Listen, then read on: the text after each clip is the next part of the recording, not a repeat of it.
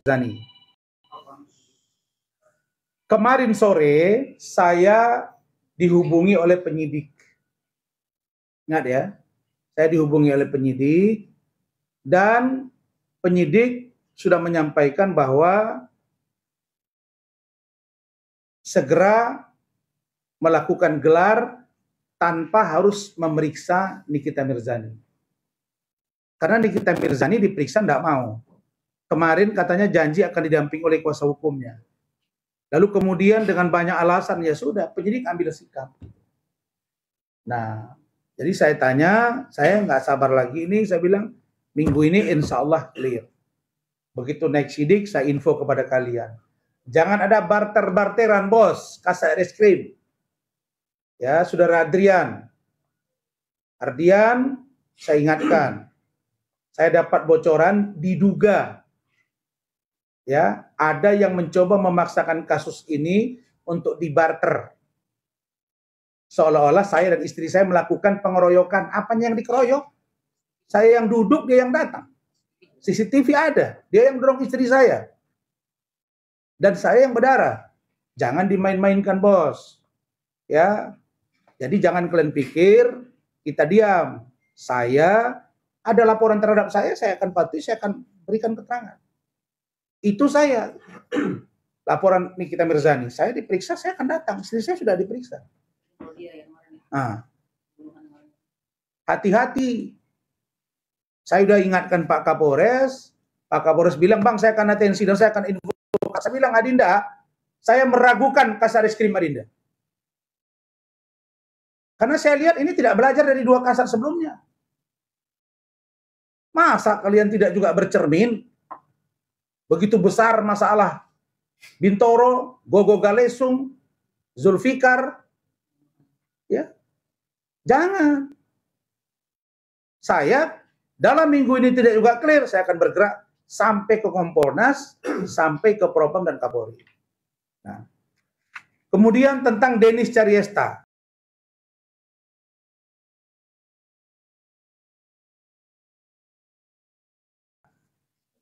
Denis Caryesta,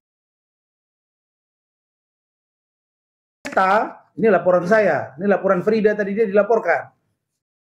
Laporan saya terhadap Denis Caryesta, saya sudah menerima SP2HP. SP2HP dari Polda Sumatera Utara, Direktorat Reserse Siber. Baru saya terima 2 hari yang lalu, dengan menyatakan bahwa hasil koordinasi dengan kejaksaan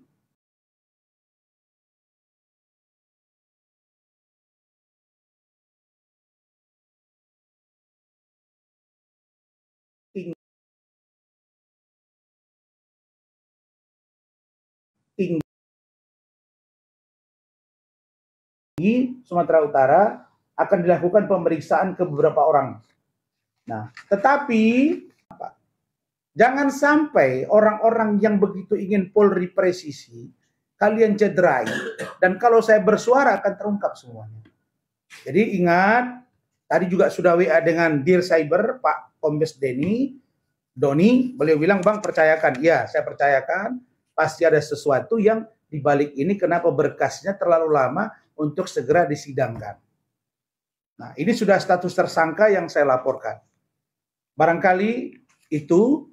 Adapun tentang Pak Ridwan Kamil dan LM yang dikomentari kemarin, ya saya melihat banyak yang respon dan sekali lagi saya mendukung agar Pak RK mengambil tindakan hukum terhadap saudari LM dan adik saya artis AA jika diperlukan untuk nanti membuka lebih terangnya peristiwa ini.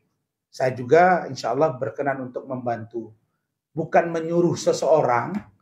Ada si pengacara hitam kumal yang sudah pasang 3 ring di jantung, sudah ditemukan penyakit di levernya, benanah, olahraga tiap pagi, komen, menyuruh Pak RK, ayo ikut gua, dansa-dansa, nanti juga hilang beritanya. Apa dia anggap? Ini bukan untuk permainan sehingga mendapat kritik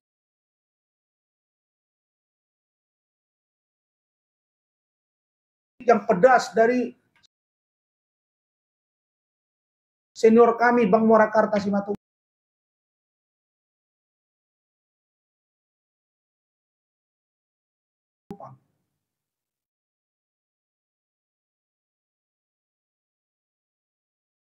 Makanya saya pikir ini orang apaan gitu. Bukan olahraga untuk kesehatan, tapi jadi ngoceh-ngoceh dia. Waduh.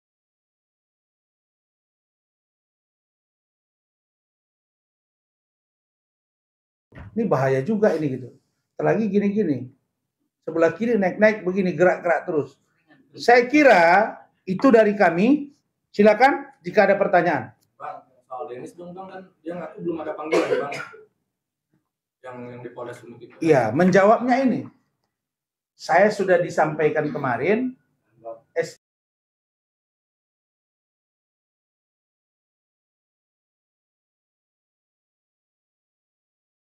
P2HP. Sudah pemberitahuan perkembangan hasil penyidikan.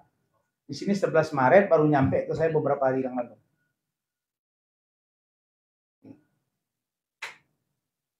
Dan saya akan ungkap di balik-balik ini nanti semua. Kenapa begini? Nah, itu tadi. Jadi ini, selesai ini kau dipanggil dan disidangkan. Ya, ini ditandatangani oleh Anggi Siahaan, Kompol, selaku pejabat sementara Kasubdit 2, Polda Sumatera Utara.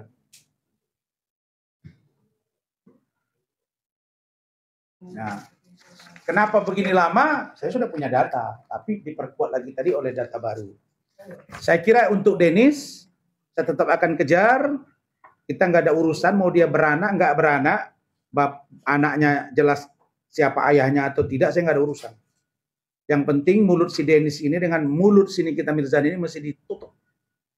Supaya tidak mulutnya ini terlalu besar. Begitu juga dengan si Hotman ini yang songong ini, kita akan lawan. Karena seminggu sekali kalau nggak posting saya kayaknya sakit dia itu. Makanya saya lihat, saya pikir orang biasanya kalau lari 10 kilo kan napasnya masih bisa tenang kan. Ini enggak. Dalam hati saya ini belum lari aja udah begini. Baru pegang bahu begini sudah sakit. Bagaimana kalau ditoyor? Itu, yang lain? Adil dong Bang. Yang kemarin dibilang Abang kerja agak maksimal soal penahanan Fadel itu Bang. Nah, alasan dia mungkin tidak menunjuk Abang lagi. Saya mengerti perasaan dari keluarga Bajide. Dan saya kira mereka sudah pasti tahu sikap saya kemarin. Saya ingatkan jangan offside. Setiap Selasa, Kamis, saya tahu mereka jenguk. Dan saya akan pantau pembicaraan mereka. Pembicaraan yang kemarin nggak ada yang offside itu. Tiga nih. Yang akan ada nanti P21.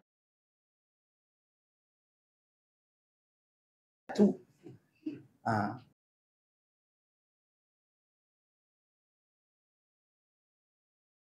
Jadi saya kira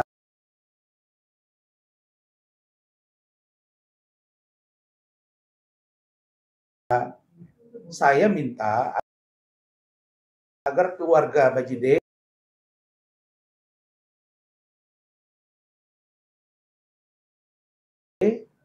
fokus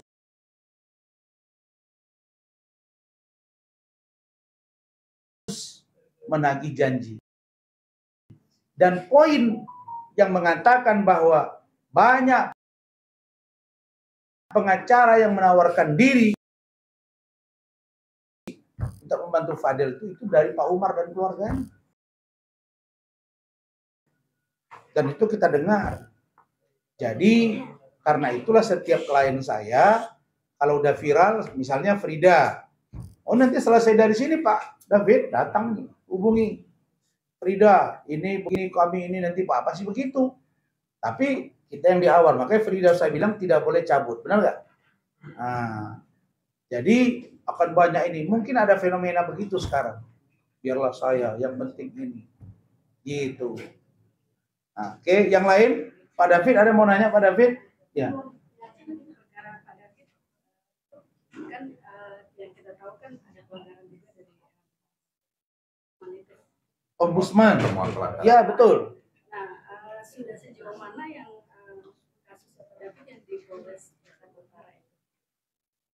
Pak David yang jawab. Jadi kalau yang di Polres Jakarta Utara tadi sudah dijelaskan sebelumnya, sudah ditemukan satu tersangka, yaitu Kepala Cabang BRI Cabang Veteran, Saudara Didik.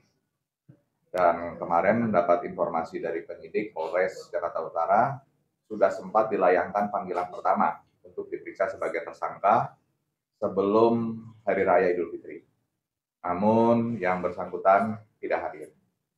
Jadi saya menanyakan perkembangannya, tadi pagi diinfokan bahwa akan dipanggil kembali yang kedua kali untuk diperiksa untuk hadir sebagai tersangka.